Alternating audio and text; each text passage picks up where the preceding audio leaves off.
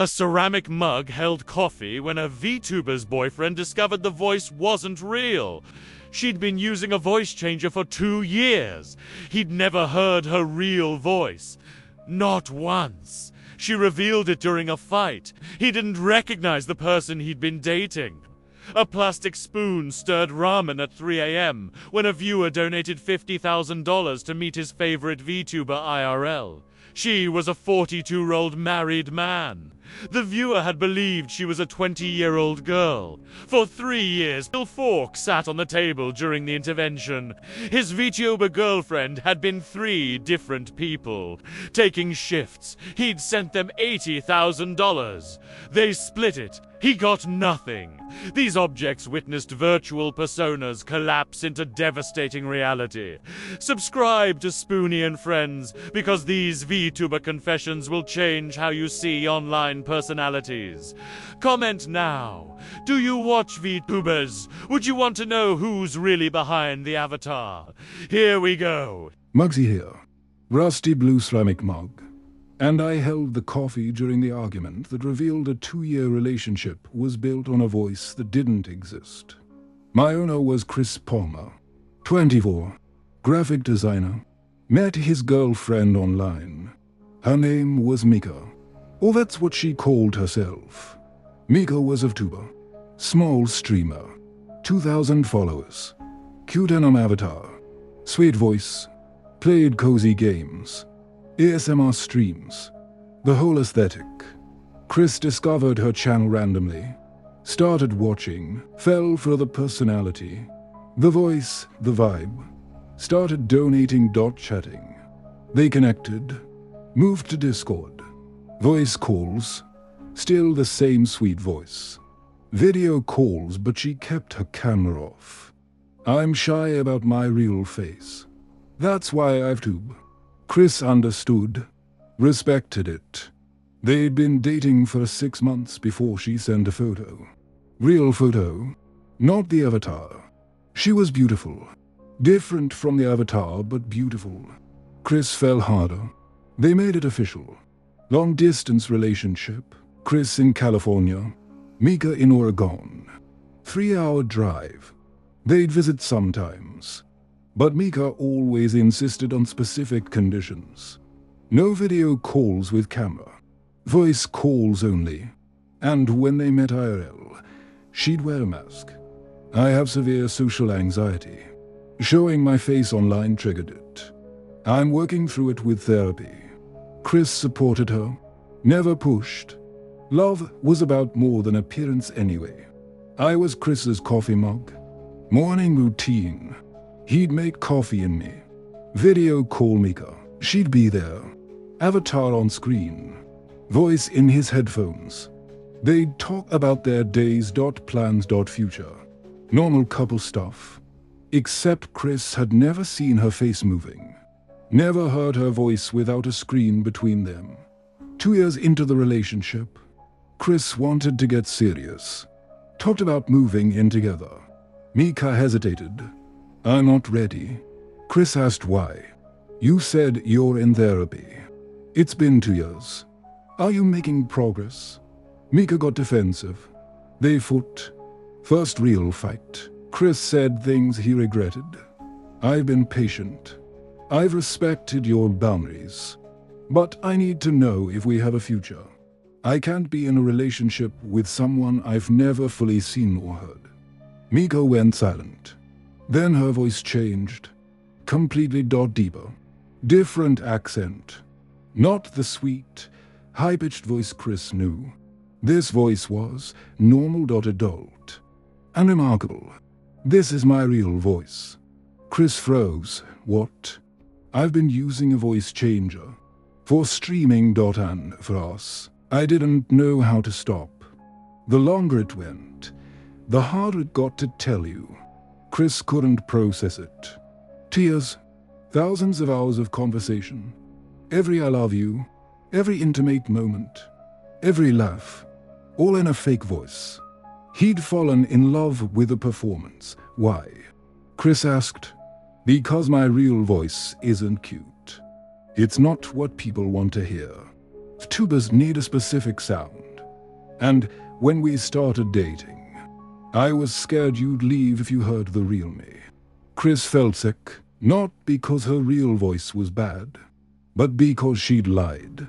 For 2 years, every single day, she'd performed for him, never been authentic, never trusted him with the real her. Have I ever actually known you? Chris asked. Mika started crying. Real voice. Still sounded like a stranger. I'm still the same person, just different voice. But she wasn't the same person. The voice was part of the identity, part of who Chris thought he loved, and realizing it was manufactured broke something fundamental. If the voice was fake, what else was fake? Was the personality manufactured too? The interests? The values? They broke up that night. Chris couldn't move past it. Couldn't trust that anything else was real. Mika begged him to understand. This is why I didn't tell you. I knew you'd react like this. You created a self-fulfilling prophecy, Chris said.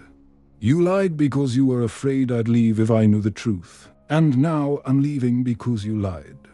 You never gave me the chance to love the real you. I'm just a ceramic mug. But I held the morning coffee during 2 years of video calls with a voice that wasn't real. Went to being bled into real relationships. When performance became prison. When someone's fear of rejection became a guarantee of it. Chris doesn't watch VTubers anymore. Can't trust them. Wonders how many other voices are fake. How many personalities are performances? How many people are falling in love with manufactured personas? Mika still streams. Still uses the voice changer. Still has her 2,000 followers who don't know her real voice. And probably never will. Because the character is more lovable than the person. And she learned that lesson the hard way. Some relationships end because people grow apart. Theirs ended because they were never really together. Just a man and a performance. And when the curtain dropped, there was nothing left. Spoony here. Plastic spoon. And I need to tell you about the night someone paid $50,000 to meet their favorite VTuber and discovered she was a 42-year-old married man named Doug. My owner was Kevin Jung, 28, software engineer. 6-figure salary, no girlfriend, no close friends. But he had Yumi, or so he thought. Yumi was a VTuber, medium-sized, 50,000 followers, cute anime girl avatar, 20 years old according to her lore, sweet voice, did gaming streams, chatting streams, singing streams. She had a dedicated fan base, and Kevin was her biggest fan. I was Kevin's instant ramen spoon, late-night meal prep, while he watched Yumi's streams every night. Without fail, Kevin would donate a lot. $20 here, $50 there, sometimes hundreds during special streams. Over 3 years, Kevin had donated about $30,000 to Yumi. But Kevin wasn't just a viewer. He felt connected. Yumi would read his donations on stream, say his name. Thank you, Kevin Z88. You're always so supportive. Kevin felt seen, felt appreciated, started believing they had something special. He'd message her on social media. She'd respond sometimes. Short messages. Thanks for the support. You're the best. Generic stuff.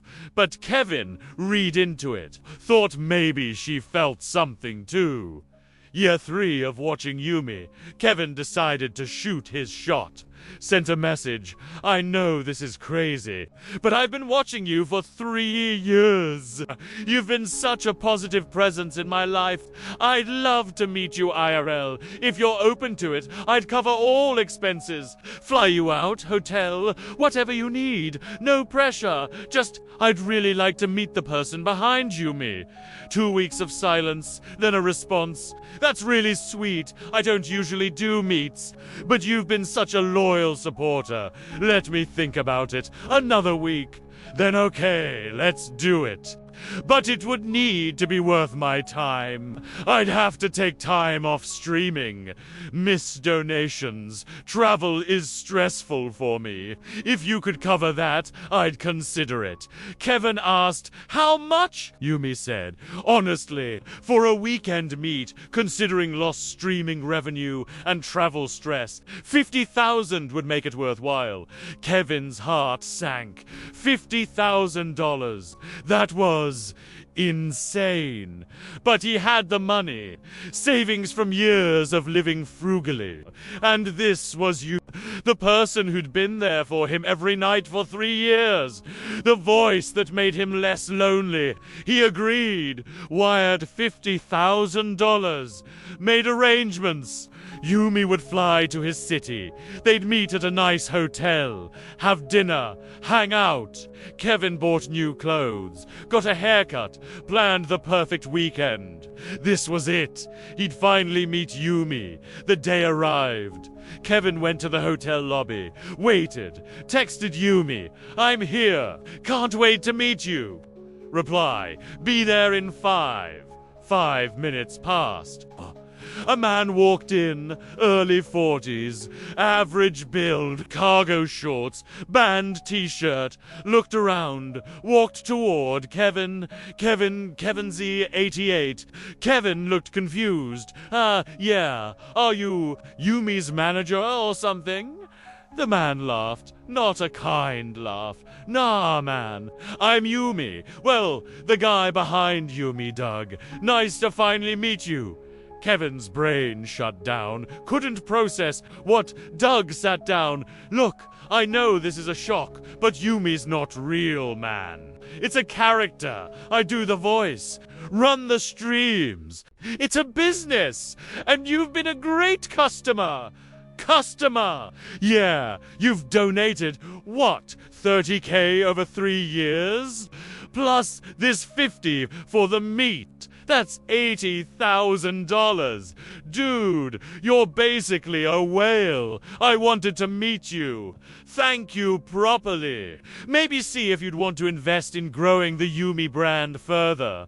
Kevin felt sick. The voice, the personality. That's you, voice changer. AI assist for some interactions. Character work. I've been in theater. This is just digital performance. Doug pulled out his phone, showed Kevin, played Yumi's voice through an app. His normal voice went in. Yumi's cute voice came out. See, technology's wild, right? Kevin stood up. You took $50,000 from me to reveal you're a 42-year-old man. Doug looked confused. I mean, yeah, you paid for a meet. Here I am. What did you expect? I expected Yumi. Yumi's not real. Kevin, she's a character. You've been donating to a business. This is like being mad that Mickey Mouse isn't a real mouse. It's entertainment. Kevin left, didn't say another word, drove home, sat in his apartment, looked at his wall. He had Yumi merchandise, posters, figures he'd spent 3 years, and $80,000 on a character performed by a middle-aged man named Doug who called him a whale. I was in his hand that night, stirring ramen. Kevin was crying. Not because Doug was a man, but because Kevin had convinced himself Yumi was real, that their connection was real, that maybe, somehow, she felt something for him too, but she never existed. The voice was software, the personality was performance, the connection was parasocial, one-sided, manufactured, and Kevin had paid $80,000 to maintain the illusion. He tried to get a refund. Doug refused. All donations clearly marked non-refundable. You paid for a meet. You got one. Not my fault you built a fantasy. Kevin couldn't even report it. Legally, Doug had done nothing wrong. Provided a service, entertainment. Kevin just hadn't realized he was the audience, not the friend. I'm just a plastic spoon, but I stirred ramen for someone who paid $50,000 to meet a VTuber and met Doug, a middle-aged guy who saw lonely men as revenue streams. Who built a cute girl character because cute girl characters make more money. Who felt zero guilt because it's just business. Kevin doesn't watch VTubers anymore. Doesn't watch streams at all. Can't trust any online personality. Wonders how many others are Dougs. How many cute voices are voice changers. How many connections are calculated performances. Some people learn expensive lessons. Kevin's cost $80,000. And the knowledge that the voice that kept him company for 3 years belonged to a guy in cargo shorts who called him a customer. Spike here. Steel fork. And I was on the table during the intervention that revealed a VTuber girlfriend was actually 3 different people working in shifts. My owner was Marcus Liu, 26, accountant, lonely guy. Found a small VTuber named Luna. 500 followers. Interactive, personal. Would voice chat with subscribers. Marcus subscribed. Started chatting. They connected immediately. Luna was everything Marcus wanted. Understood him. Laughed at his jokes. Seemed genuinely interested in his life. They moved to private Discord calls. Daily. Sometimes multiple times a day. Luna said she was 23, college student, streaming to pay tuition. Marcus started sending money. For school. $50. $100. Luna would thank him. You're literally saving my life. I can't afford rent without your help. Marcus felt needed. Important. Like he was making a difference. 6 months in, Luna asked if they could make it official. I know it's weird, online relationship, but I really care about you. Marcus said yes immediately, his first girlfriend. Even if it was virtual, they'd date every night. Voice calls, Luna telling Marcus about her day, her struggles, her dreams. Marcus would send money regularly. For emergencies. $500 when her car broke down. $1,000 when her tuition was due. Another $1,000 for medical bills. Over 18 months, Marcus sent $80,000. His savings, money he'd been saving for a house. But Luna needed it. And Marcus loved her. Would do anything for her. Then Marcus's sister visited. Noticed Marcus on video calls constantly. Asked who he was talking to. My girlfriend Luna. Sister asked to meet her. Marcus said she was shy, didn't want video. Voice calls only. Sister got suspicious. Asked more questions. Where does Luna live? What school does she attend? Can we visit her? Marcus didn't know specifics. Luna was private. Sister said that's a red flag. Marcus defended Luna. They fought. Sister hired a private investigator. Not to hurt Marcus, to protect him. Something felt wrong.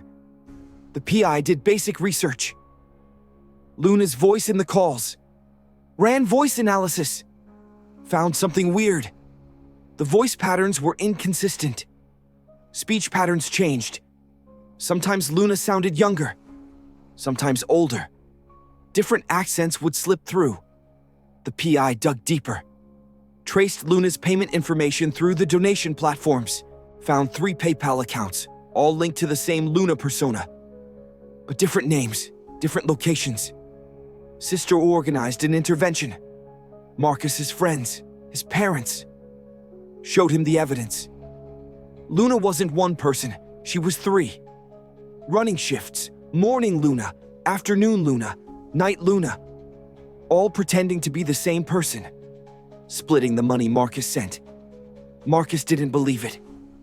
You're wrong. I know Luna. I talk to her every day. They showed proof. Voice analysis, payment trails, even found photos of the 3 real people, 2 women and a man, ages 32, 38, and 45, all running a catfishing operation targeting lonely men through VTubing. Marcus broke, confronted Luna in a call. Asked directly, "How many of you are there?" Long silence. Then a different voice. Older. Male. "Look, man, it's not personal. It's a business. Lonely guys pay well. We gave you companionship. You gave us money.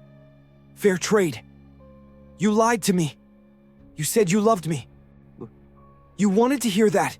We provided a service." Marcus tried to get his money back. They blocked him everywhere. $80,000. Gone. Sent to 3 strangers running a fake VTuber girlfriend operation. I'm just a fork. But I was on the table when Marcus learned that his girlfriend of 18 months was 3 middle-aged people working in shifts. When every "I love you" was calculated. When every emergency was manufactured. When the voice that said good morning every day belonged to whoever's shift it was. The VTuber community tried to distance themselves from this. That's not real VTubing. That's scamming. But where's the line? Is using a voice changer scamming? Is creating a persona scamming? Is accepting donations from people who think they're your friend scamming? Marcus doesn't know. Can't tell anymore. Doesn't trust any online personality. Wonders how many real VTubers are actually teams. How many cute girls are actually guys with voice changers. How many connections are gig workers reading scripts. Some catfish are obvious. This one was sophisticated. Professional. Coordinated. 3 people maintaining one character. 24/7 for 18 months. Never slipping. Never breaking character. Until they got caught. Marcus is rebuilding. Therapy. Learning to spot manipulation. Learning that real relationships have friction. Challenge. Growth. Luna never challenged him. Never disagreed. Never had bad days. Because Luna wasn't real. Just 3 people performing what they thought lonely men wanted to hear. And they were right. Marcus wanted to hear it. So badly that he paid $80,000 to keep hearing it. Even when reality was screaming that something was wrong. 3 people, 3 VTuber relationships, 3 devastating revelations. Muggsy held coffee during the fight that revealed a 2-year relationship was built on a voice changer. Spoony stirred ramen for someone who paid $50,000 to meet a VTuber and met Doug, a 42-year-old man in cargo shorts. Spike was at the intervention where someone learned their girlfriend was 3 people working shifts. These aren't anti-VTuber stories. Most VTubers are honest entertainers, but some use the anonymity to exploit, to catfish, to scam, and the avatar makes it easier. Because you're not lying to a person, you're maintaining a character. And characters can be anything, anyone, as many people as needed. Hit that like button if this made you think about parasocial relationships. Share this with anyone who supports VTubers. Financially, maybe it'll make them think twice. Subscribe to Spoony and Friends because we're exposing the dark side of online personas. Here's my question. Do you watch VTubers? Have you ever donated? Would you want to know who's really behind the avatar? Or is the mystery part of the appeal? Drop your honest thoughts in the comments. And if you've been catfished by an online personality VTuber or otherwise, share your story. Someone reading might need to hear they're not alone.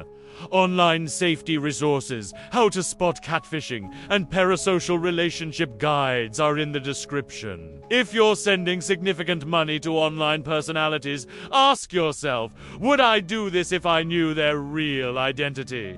If the answer is no, that's your answer. This has been Spoony and Friends. Before you donate, remember, the avatar is a shield. Sometimes it protects the performer, sometimes it hides the predator. Know the difference. Stay safe, stay skeptical, stay real.